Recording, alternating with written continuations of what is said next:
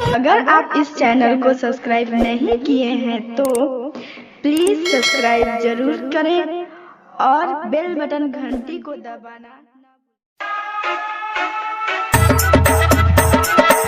माँ Gayatri recording studio.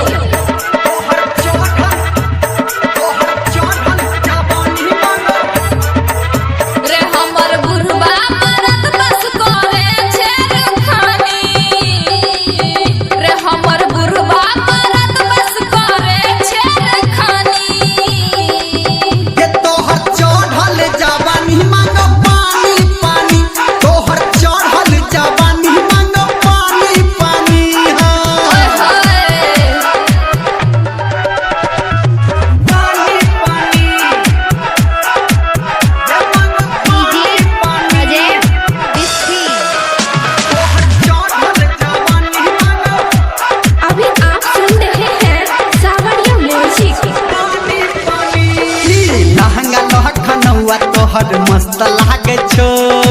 अच्छा और की रे तोहर किया नहीं अखन तक भाग जागे छो। की कहबो दिक्कत छै ई लहंगा लखनऊआ तोहर मस्त लागे छो। किया न अखन तक तोहर भाग जागे छो।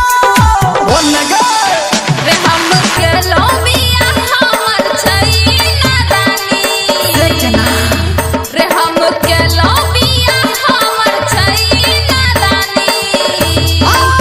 जे तोहर चढ़ल जवानी मांगो पानी पानी। तोहर चढ़ल जवानी मांगो पानी पानी। मांगो पानी पानी। मांगो पानी पानी।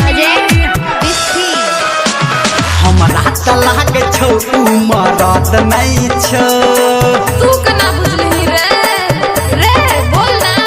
घर में न रखे दिल में दर्द नहीं छौ। ठीके कहले हाँ हमरा त लागे छौ उमरद नहीं छौ। निर्मल के दिल में दर्द नहीं छौ। बुझली गे रे गाबो प्रीति तोरा ले अपन कहानी। सुना दे रे गाबो प्रीति तोरा ले अपन कहानी। के तोहर चढ़ल जवानी मांगो पानी पानी। तोहर चढ़ल जवानी मांगो पानी पानी। ढाई दियो 4-5 लीटर गए बोल ना। चल हट टटीवा।